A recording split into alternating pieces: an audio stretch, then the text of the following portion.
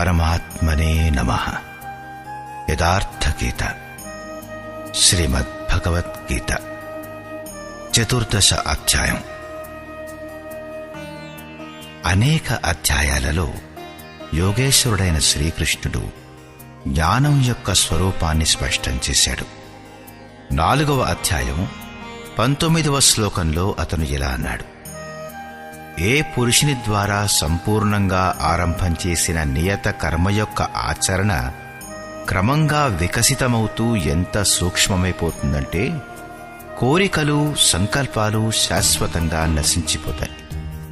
ఆ సమయాన దేనినైతే అతను తెలుసుకోవాలనుకుంటున్నాడో దాని ప్రత్యక్ష అనుభూతి కలుగుతుంది.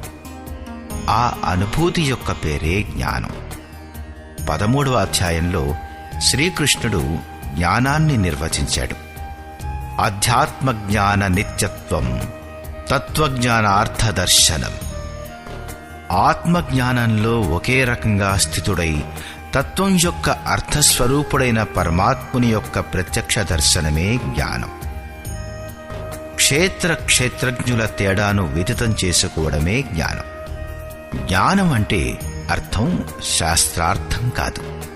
శాస్త్రాలను గుర్తుంచుకోవడమే జ్ఞానం కాదు. ఎక్కడైతే ఆ తత్వం విదితమవుతుందో అభ్యాసం యొక్క ఆ అవస్థ పేరే జ్ఞానం.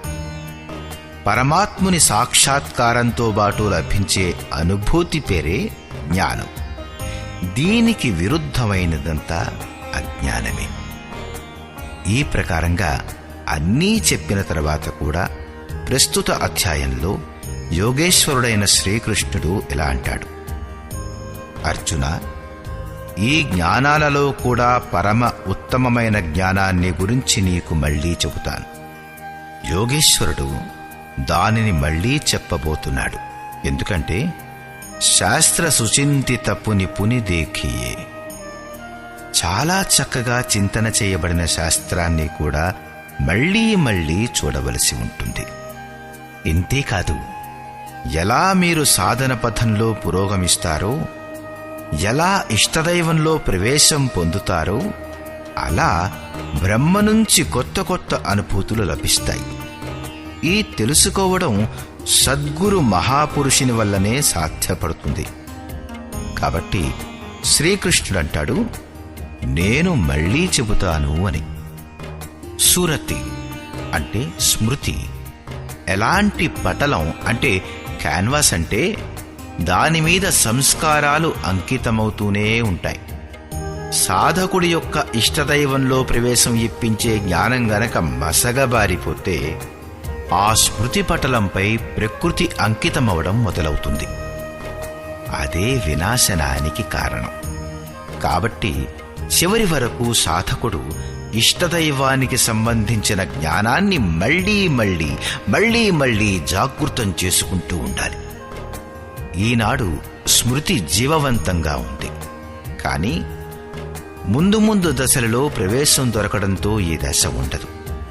కాబట్టి పూజ్య గురువుగారు ఇలా అనేవారు: బ్రహ్మ విద్యను ప్రతిరోజూ చింతన చెయ్యి. ఒక మాల ప్రతిరోజూ త్రిప్పు. అది చింతన వల్లనే తిప్పబడాలి. బయటి అంటే భౌతికమైన జపమాల కాదు. ఇది సాధకుడికి సంబంధించినది. కాని ఎవరైతే వాస్తవమైన సద్గురువో అతను ఎల్లప్పుడూ ఆ సాధకుని వెంటనే ఉంటాడు. లోపల అతని ఆత్మతో జాగృతుడై బయట తన క్రియాకలాపాల ద్వారా అతనికి కొత్త పరిస్థితులను అవగతం చేస్తూ ఉంటాడు. యోగేశ్వరుడైన శ్రీకృష్ణుడు కూడా మహాపురుషుడే. అర్జునుడు శిష్యుని స్థానంలో ఉన్నాడు. అతను శ్రీకృష్ణుణ్ణి తనను సంభాళించమని ప్రార్థించాడు. కాబట్టి యోగేశ్వరుడైన శ్రీకృష్ణుని కథనం ఏమిటంటే, జ్ఞానాలలో కూడా ఉత్తమమైన జ్ఞానాన్ని నేను మళ్లీ నీకు చెబుతాను అని. శ్రీ భగవాను వాచ.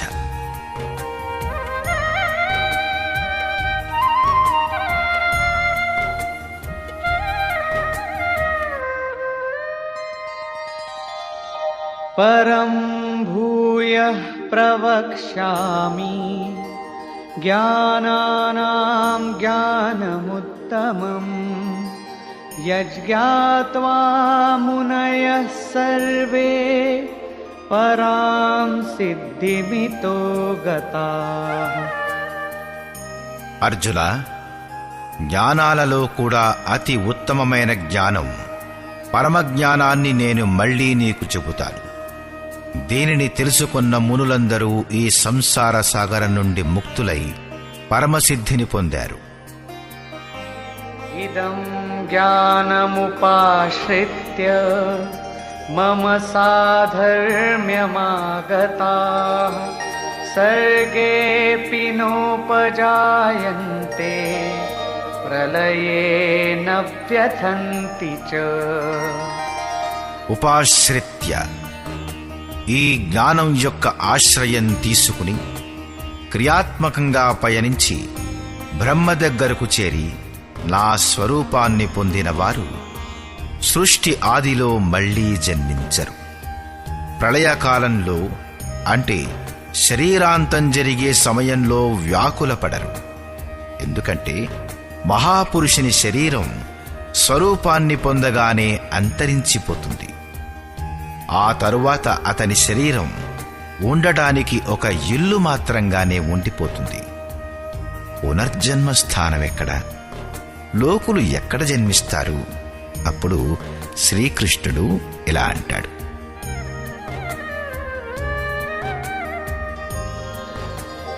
మమ యోనిర్మహత్ బ్రహ్మ తస్మిన్ గర్భం దధామ్యహం సంభవః సర్వభూతానాం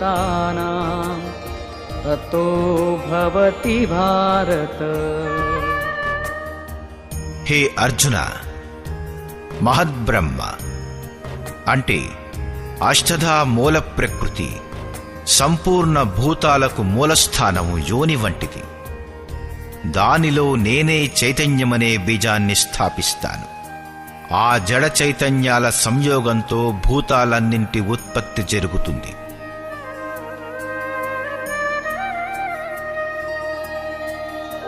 సర్వయోనిషు కౌంతేయ మూర్తయః సంభవంతి యాః తాసాం బ్రహ్మ మహద్యోనిః అహం బీజప్రదః పితా.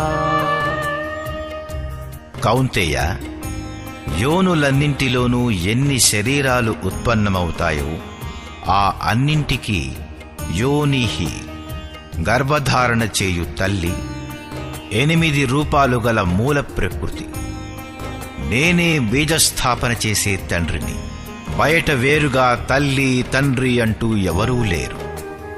ఎప్పటి వరకు జడ చైతన్యాల సంయోగం జరుగుతూ ఉంటుందో జన్మలు సంభవిస్తూనే ఉంటాయి. నిమిత్తులు మాత్రం ఎవరో ఒకరు అవుతూనే ఉంటారు. చైతన్య ఆత్మ జడ ప్రకృతిలో ఎందుకు బంధించబడుతుంది? దీనిని గూర్చిలా అంటాడు: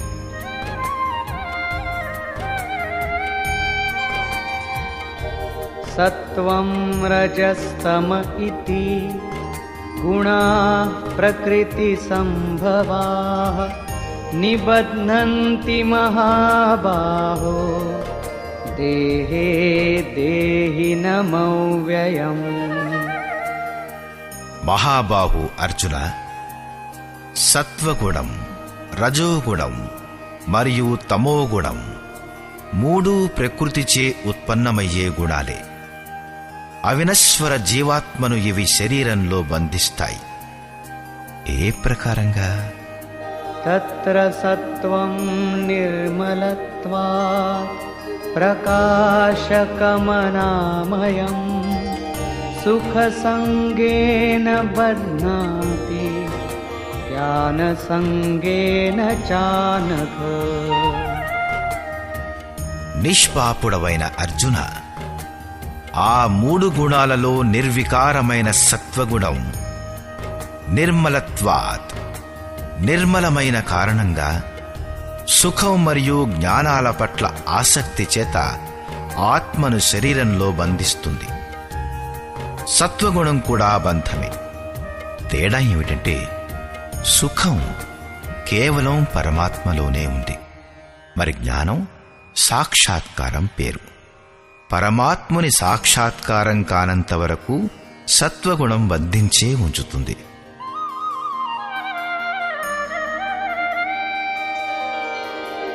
రజో రాగాత్మకం విద్ధి తృష్ణా సంగ సముద్భవం తన్నిబధ్నాతి కౌంతేయ కర్మ సంగేన దేహినం.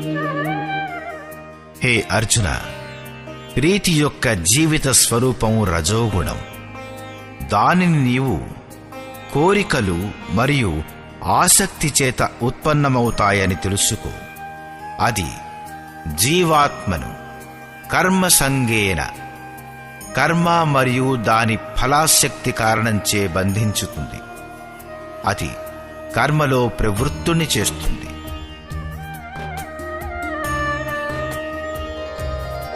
తమస్త్వం జ్ఞానజం విద్ధి మోహనం సర్వదేహినా ప్రమాదాలస్య నిద్రాభి తన్నిబధ్నాతి భారత. అర్జున, సమస్త దేహధారులను మోహింపజేసే తమోగుణాన్ని అజ్ఞానం నుంచి ఉత్పన్నమైనదిగా తెలుసుకో. అది ఈ ఆత్మను ప్రమాద అంటే వ్యర్థమైన చేష్ట, బద్ధకం మరియు నిద్ర ద్వారా బంధిస్తుంది. నిద్ర అంటే అర్థం తమోగుణం గలవాడు ఎక్కువగా నిద్రపోవడమని కాదు, శరీరం పడుకుందని కూడా కాదు. యా నిశా సర్వభూతానాం తస్యాం జాగర్తి సంయమి. జగత్తే రాత్రి. తమోగుణం గల వ్యక్తి ఈ జగత్తు అనే మత్తులో రాత్రింబగళ్ళు బిజీగా ఉంటాడు. ప్రకాశ స్వరూపం పట్ల అచేతనుడై ఉంటాడు. తమోగుణం యొక్క నిద్ర అంటే ఇది అర్థం. ఎవరైతే ఇందులో ఇరుక్కుపోయారో వారు పడుకున్నవారు. ఇప్పుడు 3 గుణాల యొక్క సామూహిక బంధస్వరూపం గురించి చెబుతాడు. సత్వం సుఖే సంజయతి రజః కర్మణి భారత జ్ఞానమావృత్య తు తమః ప్రమాదే సంజయత్యుత. అర్జున, సత్వగుణం సుఖంలోకి పంపిస్తుంది, శాశ్వత పరమసుఖం యొక్క ధారలో వదులుతుంది. రజోగుణం కర్మలో ప్రవృత్తుణ్ణి చేస్తుంది.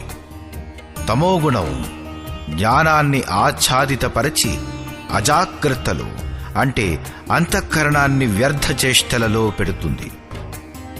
గుణాలు ఒకే స్థానంలో ఒకే హృదయంలో ఉండేటప్పుడు వేరువేరుగా ఎలా విభజించబడ్డాయి?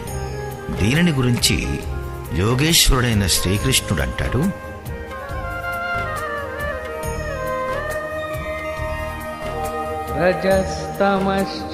రజస్తమశ్చాభిభూయ సత్వం భవతి భారత రజః సత్వం తమశ్చైవ తమః సత్వం రజస్తథా. హే అర్జున, రజోగుణం మరియు తమోగుణాలను అణిచిపెడితే సత్వగుణం పెరుగుతుంది. అలాగే సత్వగుణం మరియు తమోగుణాలను తొక్కిపెడితే రజోగుణం పెరుగుతుంది. రజోగుణం మరియు సత్వగుణాలను అణిచివేస్తే తమోగుణం పెరుగుతుంది. ఎప్పుడు ఏ గుణం పనిచేస్తుందన్నది ఎలా గుర్తించవచ్చు? సర్వద్వారేషు దేహేస్మిన్ ప్రకాశ ఉపజాయతే జ్ఞానం యదా తదా విద్యాత్ వివృద్ధం సత్వమిత్యుత. ఏ కాలంలోనైతే ఈ శరీరంలోనూ అంతఃకరణంలోనూ సంపూర్ణ ఇంద్రియాలలోనూ ఈశ్వరీయ ప్రకాశం బోధశక్తి ఉత్పన్నమవుతాయో ఆ సమయాన సత్వగుణం వృద్ధి చెందిందని తెలుసుకోవాలి. లోభ ప్రవృత్తిరారంభః కర్మణామశమః స్పృహా రజస్యేతాని జాయంతే వివృద్ధే భరతర్షభ. హే అర్జున, రజోగుణం ఎక్కువైనప్పుడు లోభం, పనిలో ప్రవృత్తమయ్యే చేష్టలు, కర్మల ఆరంభం, అశాంతి అంటే మనస్సు యొక్క చాంచల్యం, విషయాలను అనుభవించాలనే కోరిక ఉత్పన్నమవుతాయి. మరి తమోగుణం పెరిగితే ఏమవుతుంది? అప్రకాశో ప్రవృత్తిశ్చ ప్రమాదో మోహ ఏవ చ తమస్యేతాని జాయంతే వివృద్ధే కురు నందన.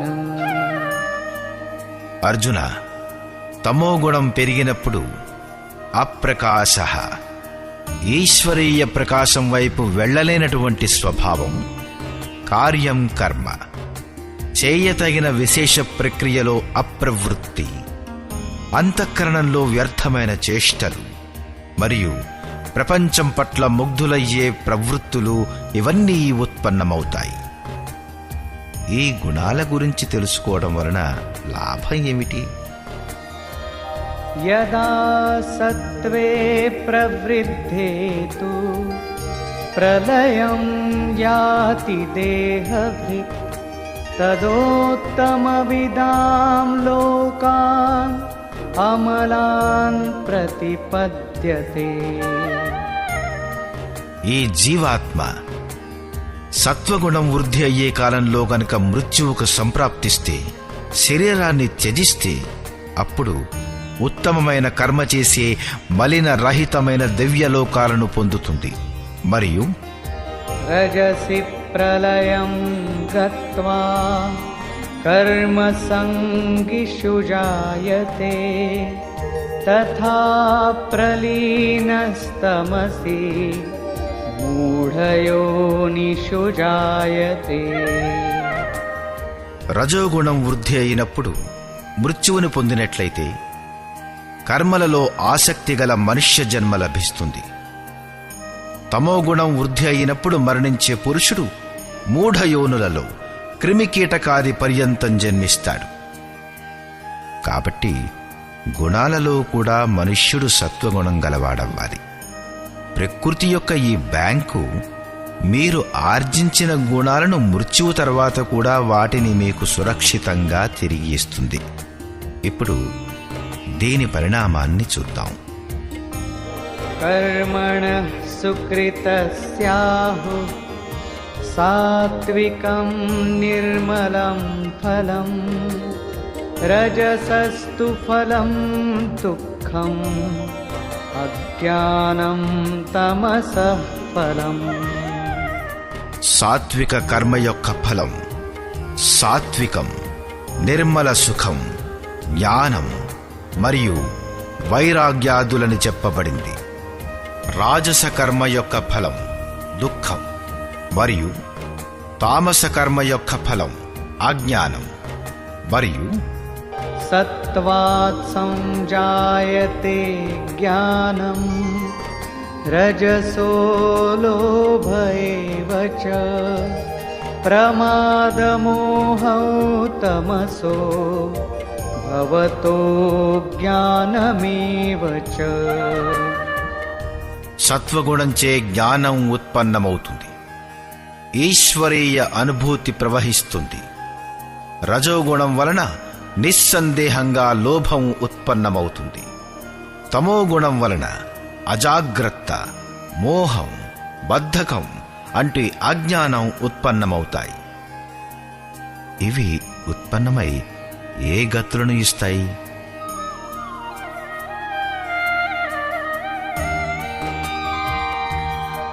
ఊర్ధ్వం గచ్చంతి సత్వస్థా మధ్యే తిష్టంతి రాజసా जघन्यगुणवृत्तिस्था अधो गच्छन्ति तामसा। సత్వగుణంలో స్థితుడై ఉన్న పురుషుడు ఊర్ధ్వమూలం, ఆ మూల పరమాత్ముని వైపు ప్రవహిస్తాడు, నిర్మల లోకాలకి వెడతాడు. రజోగుణంలో స్థితుడైన రాజస పురుషుడు మధ్యమ శ్రేణికి చెందిన మనుష్యుడవుతాడు. అతని వద్ద సాత్వికత్వం, వివేకం, వైరాగ్యాలు ఉండవు. కాని అధమమైన క్రిమికీటకాల జన్మలెత్తడు. కాని పునర్జన్మ పొందుతాడు. నిందనీయమైన తమోగుణంలో ప్రవృత్తుడై ఉన్న తామసీ పురుషుడు అధోగతి అంటే పశు పక్షి క్రిమికీటకాది అధమ జన్మలను పొందుతాడు. ఈ ప్రకారంగా 3 గుణాలు ఏదో ఒక రూపమైన జన్మలకే కారణమవుతాయి. ఏ పురుషుడైతే గుణాలకు అతీతుడైపోతాడో అతను జన్మబంధం నుండి విముక్తుడైపోతాడు, నా స్వరూపాన్ని పొందుతాడు. దీనిని గూర్చి ఇలా అంటాడు: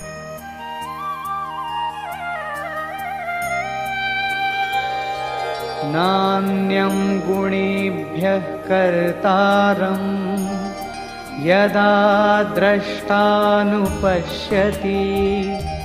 గుణేభ్యశ్చ పరం వేత్తి మద్భావం సోధిగచ్చతి.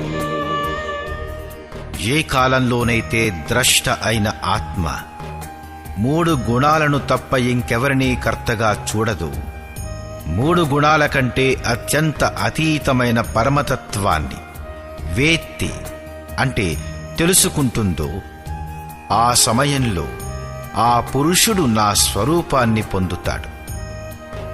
గుణాలు గుణాల్లోనే వ్యవహరిస్తాయన్నది బౌద్ధిక సత్యం కాదు.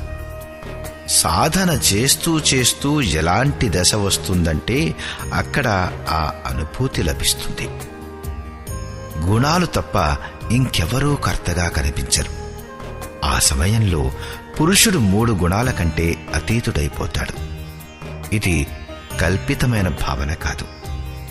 దీనిని గూర్చంటాడు: గుణానేతానతీత్యత్రీన్ దేహీ దేహ సముద్భవాన్ జన్మ మృత్యుజరా దుఃఖైర్ విముక్తో మృతమశ్నుతే. పురుషుడు ఈ స్థూల శరీరం ఉత్పత్తికి కారణభూతాలైన 3 గుణాల కంటే అతీతుడై జన్మ మృత్యు వృద్ధావస్థల నుంచి మరియు అన్ని రకాల దుఃఖాల నుంచి విశేషంగా ముక్తుడై అమృతతత్వాన్ని ఆస్వాదిస్తాడు. అర్జునుడు ఇలా ప్రశ్నించాడు: అర్జున ఉవాచ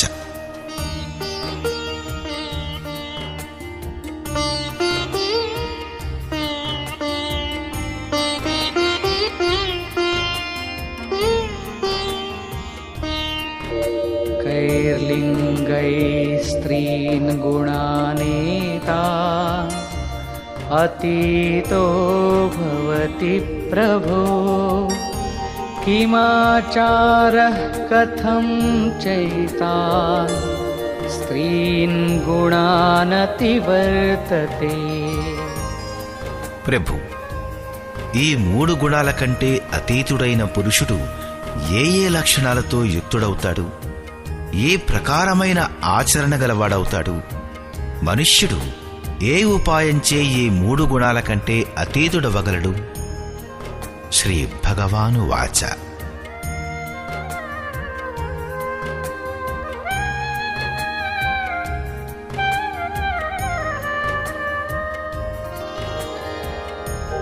ప్రకాశంచ ప్రవృత్తించ మోహమేవ చ పాండవ న ద్వేష్టి సంప్రవృత్తాని న నివృత్తాని కాంక్షతి. అర్జునుడు అడిగిన 3 ప్రశ్నలకు జవాబిస్తూ యోగేశ్వరుడైన శ్రీకృష్ణుడన్నాడు: అర్జున, ఏ పురుషుడైతే సత్వగుణం కార్యరూపు దాలిస్తే ఈశ్వరీయ ప్రకాశం, రజోగుణం కార్యరూపు దాలిస్తే ప్రవృత్తి, తమోగుణం కార్యరూపం దాలిస్తే మోహం ప్రవృత్తమవడాన్ని చెడుగా అనుకోడో, మరియు నివృత్తమైనప్పుడు వాటిని ఆకాంక్షించడో, మరియు ఉదాసీనవదాసీనో గుణైర్యో న విచాల్యతే గుణా వర్తంత ఇత్యేవ యోవతిష్ఠతి నేంగతే. ఎవరైతే ఈ రకంగా ఉదాసీన సదృశ స్థితిలో ఉంటూ గుణాల ద్వారా విచలితుడు కాడో, గుణాలు గుణాలలోనే వ్యవహరిస్తాయి. అలాంటి యథార్థ స్థితిని తెలుసుకుని ఆ స్థితి నుండి చంచలం కాడో, అతడే గుణాల కంటే అతీతుడవుతాడు.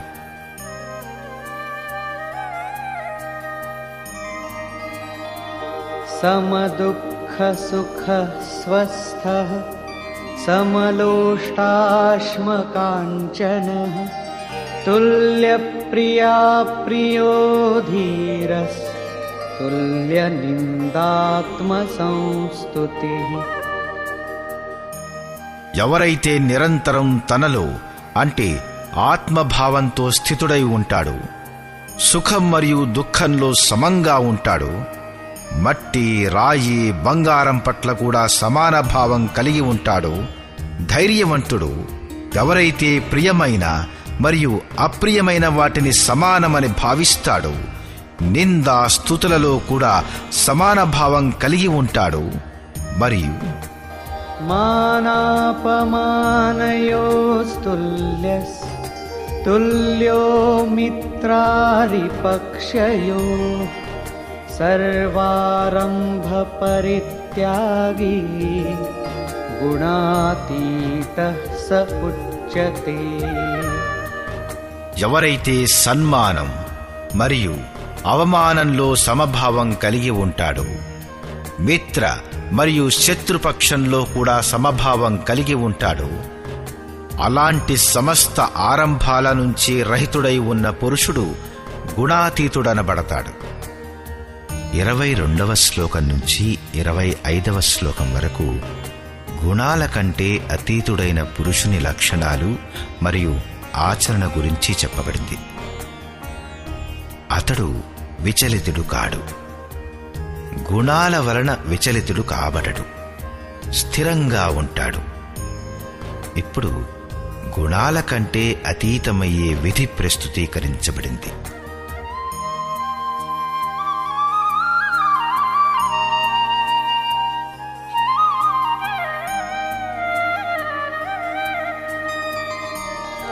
మాం చయో వ్యభిచారేణ భక్తియోగేన సేవతే సగుణాన్ సమతీత్యైతాన్ బ్రహ్మభూయాయ కల్పతే. ఏ పురుషుడైతే అవ్యభిచారిణీ భక్తి ద్వారా అంటే ఇష్టదైవాన్ని తప్ప అన్య ప్రాపంచికమైన స్మరణల నుంచి సదా రహితుడై యోగం ద్వారా అంటే అదే నియత కర్మ ద్వారా నన్ను నిరంతరం భజన చేస్తాడో, అతను ఈ 3 గుణాలను బాగుగా తరించి పరబ్రహ్మతో ఏకమవ్వడానికి యోగ్యుడవుతాడు. దాని పేరే కల్పం. బ్రహ్మతో ఏకీభావం కలగడమే వాస్తవికమైన కల్పం. అనన్య భావంతో నియత కర్మ యొక్క ఆచరణ చెయ్యకుండా ఎవరూ కూడా గుణాలకు అతీతులు కాలేరు. చివరిలో యోగేశ్వరుడు ఈ నిర్ణయం ఇస్తాడు.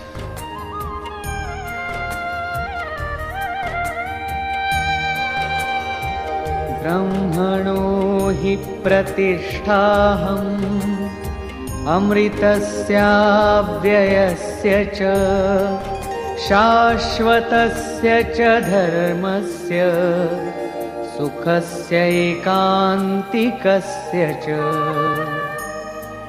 హే అర్జున, ఆ అవినశ్వర బ్రహ్మకి, అమృతానికి, శాశ్వత ధర్మానికి మరియు అఖండ ఏకరస ఆనందానికి ఆశ్రయము నేను. అంటే పరమాత్మునిలో స్థితుడైన సద్గురువే వీటన్నింటికీ ఆశ్రయస్థానం. శ్రీకృష్ణుడు ఒక యోగేశ్వరుడు. ఇప్పుడు గనక మీకు అవ్యక్తమైన అవినశ్వర బ్రహ్మ, శాశ్వత ధర్మం, ఏకరస ఆనందంతో అవసరం ఉంటే ఎవరైనా తత్వస్థితుడైన అవ్యక్త స్థితుడైన మహాపురుషుని శరణు చేరండి. అతని ద్వారానే ఇవి సాధ్యపడతాయి. సారాంశం: ఈ అధ్యాయం ఆరంభంలో యోగేశ్వరుడైన శ్రీకృష్ణుడన్నాడు, అర్జున, జ్ఞానాలలో కూడా అతి ఉత్తమమైన పరమజ్ఞానాన్ని నేను మళ్లీ నీకు చెబుతాను. దానిని తెలుసుకుని మునులు ఉపాసన ద్వారా నా స్వరూపాన్ని పొందారు. మళ్లీ సృష్టి ఆదిలో వారు జన్మించరు. కాని శరీరం మరణించక తప్పదు గదా. ఆ సమయంలో వారు వ్యాకులపడరు. వారు వాస్తవానికి ఏ రోజైతే స్వరూపాన్ని పొందారో ఆ రోజే శరీరాన్ని త్యజించిన వారైనారు. ముక్తి అనేది జీవించి ఉండగానే లభిస్తుంది. కాని శరీరం అంతమయ్యే సమయంలో కూడా వారు వ్యాకులపడరు. ప్రకృతి నుంచి ఉత్పన్నమయ్యే సత్వ, రజో, తమో గుణాలే ఈ జీవాత్మను శరీరంలో బంధిస్తాయి. 2 గుణాలను అణచి 3వ గుణాన్ని పెంచవచ్చు. గుణాలు పరివర్తనశీలమైనవి. ప్రకృతి అనాది అయినది, వినష్టం కాదు. కాని గుణాల ప్రభావాన్ని అధిగమించవచ్చు. గుణాలు మనసుపై ప్రభావాన్ని వేస్తాయి. సత్వగుణం వృద్ధి అయినప్పుడు ఈశ్వరీయ ప్రకాశం మరియు జ్ఞానం ఉంటాయి. రజోగుణం రాగాత్మకమైంది. ఆ సమయంలో కర్మ పట్ల లోభం ఉంటుంది, ఆసక్తి ఉంటుంది. అంతఃకరణంలో తమోగుణం కార్యరూపం దాల్చినప్పుడు బద్ధకం, అజాగ్రత్త చుట్టుముడతాయి. సత్వగుణం వృద్ధి చెందినప్పుడు మృత్యువును పొందిన పురుషుడు ఆ నిర్మల లోకాలలో జన్మనెత్తుతాడు. రజోగుణం వృద్ధిలో ఉన్నప్పుడు మృత్యువును పొందిన పురుషుడు మానవ యోనిలోకే తిరిగి వస్తాడు. తమోగుణం యొక్క వృద్ధి కాలంలో మనుష్యుడు శరీరాన్ని త్యజిస్తే అధమయోనులను పొందుతాడు. కాబట్టి మనుష్యులు క్రమంగా ఉన్నతమైన సాత్విక గుణం వైపు అగ్రసరులవ్వాలి. వాస్తవానికి 3 గుణాలు ఏదో ఒక రకమైన జన్మకే కారణభూతమవుతాయి. గుణాలే ఆత్మను శరీరంలో బంధిస్తాయి. కాబట్టి గుణాల కంటే అతీతులవ్వాలి.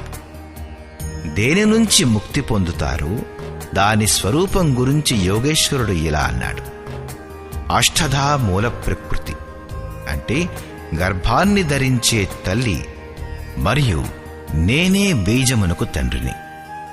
ఇంకో తల్లిగాని తండ్రిగాని లేరు. ఎప్పటి వరకు ఈ క్రమం ఉంటుందో అప్పటి వరకు చరాచర జగత్తులో నిమిత్తమాత్రంగా ఎవరో ఒకరు తల్లిదండ్రులవుతారు. కాని వాస్తవానికి ప్రకృతే తల్లి, నేనే తండ్రిని. అప్పుడు అర్జునుడు 3 ప్రశ్నలు వేశాడు. గుణాతీతమైన పురుషుని లక్షణాలు ఏమిటి? ఆచరణ ఏమిటి? ఏ ఉపాయంచే మనుష్యుడు ఈ 3 గుణాలకు అతీతుడవగలడు? యోగేశ్వరుడైన శ్రీకృష్ణుడు గుణాతీతమైన పురుషుని లక్షణాలు మరియు ఆచరణ గురించి చెప్పి చివరిలో గుణాతీతమవడానికి ఉపాయం చెప్పాడు. ఏ పురుషుడైతే అవ్యభిచారిణీ భక్తితో మరియు యోగం ద్వారా నిరంతరం నా భజన చేస్తాడో అతను 3 గుణాలకు అతీతుడైపోతాడు. వేరే ఎవరి చింతన చెయ్యకుండా నిరంతరం ఇష్టదైవం యొక్క చింతన చెయ్యడమే అవ్యభిచారిణీ భక్తి. ఏదైతే ప్రపంచం యొక్క సంయోగ వియోగాలతో రహితమై ఉందో దాని పేరే యోగం. దానికి కార్యరూపం ఇచ్చే ప్రణాళిక పేరే కర్మ. యజ్ఞం దేని వలన పూర్తవుతుందో దాని పేరే కర్మ. అవ్యభిచారిణీ భక్తి ద్వారా ఆ నియత కర్మ యొక్క ఆచరణ చేతనే పురుషుడు 3 గుణాలకు అతీతుడవుతాడు. అతీతుడై బ్రహ్మలో ఏకీభావానికై పూర్ణ కల్పాన్ని పొందడానికే యోగ్యుడవుతాడు. గుణాలు ఏ మనస్సుపై ప్రభావం వేస్తాయో అది విలయమవుతూనే బ్రహ్మతో ఏకీభావం లభిస్తుంది. ఇది వాస్తవిక కల్పం. కాబట్టి భజన చెయ్యకుండా ఎవరు గుణాలకు అతీతులు కాలేరు. చివరిలో యోగేశ్వరుడైన శ్రీకృష్ణుడు ఇలా నిర్ణయం ఇస్తాడు. ఆ గుణాతీత పురుషుడు ఏ బ్రహ్మతో ఏకీభావంలో స్థితుడై ఉన్నాడో ఆ బ్రహ్మకు, అమృత తత్వానికి, శాశ్వత ధర్మానికి మరియు అఖండ ఏకరస ఆనందానికి ఆశ్రయం నేనే, అంటే ప్రధాన కర్తను. ఇప్పుడు శ్రీకృష్ణుడు లేడు. ఇప్పుడు ఆ ఆశ్రయం లేదు. అలాంటప్పుడిది గొప్ప సంశయాస్పదమైన మాట. ఆ ఆశ్రయం ఇప్పుడు ఎక్కడ దొరుకుతుంది? మరేం పర్వాలేదు. శ్రీకృష్ణుడు తన పరిచయం ఇచ్చాడు. అతను ఒక యోగి, స్వరూపస్థుడైన మహాపురుషుడు.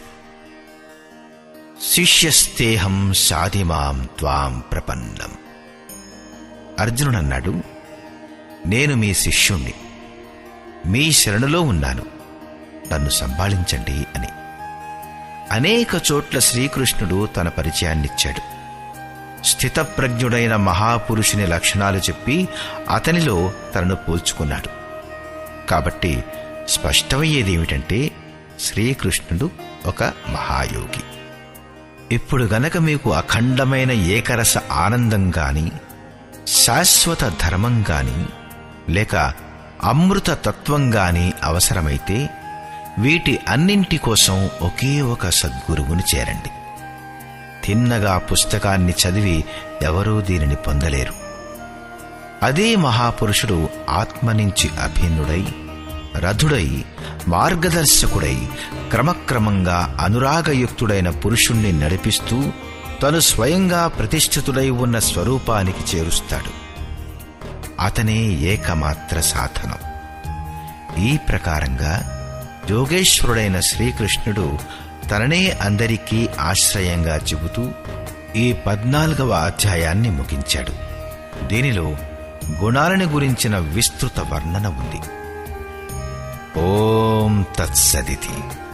శ్రీమద్భగవద్గీతాసూపనిషత్సు బ్రహ్మ విద్యాయాం యోగశాస్త్రే శ్రీకృష్ణార్జున సంవాదే గుణత్రయ విభాగ యోగో నామ 14వ. ఈ ప్రకారంగా శ్రీమద్భగవద్గీత రూపమైన ఉపనిషత్తు మరియు బ్రహ్మ విద్య మరియు యోగశాస్త్రమనే విషయంలో శ్రీకృష్ణుడు మరియు అర్జునుడి సంవాదంలో గుణత్రయ విభాగ యోగం అనే పేరుగల 14వ అధ్యాయం పూర్తయింది. ఇది శ్రీమత్ పరమహంస పరమానందస్య శిష్య స్వామి అడగడానంద కృతే శ్రీమద్భగవద్గీతాయాః యథార్థగీతా భాష్యే గుణత్రయ విభాగ యోగో నామ 14వ. ఈ ప్రకారంగా శ్రీమద్ పరమహంస పరమానంద గారి శిష్యుడు స్వామి అడగడానంద గారిచే రచించబడిన శ్రీమద్భగవద్గీత యొక్క భాష్యం యథార్థగీతలో గుణత్రయ విభాగ యోగం అనే 14వ అధ్యాయం పూర్తయింది. హరి ఓం తత్సత్.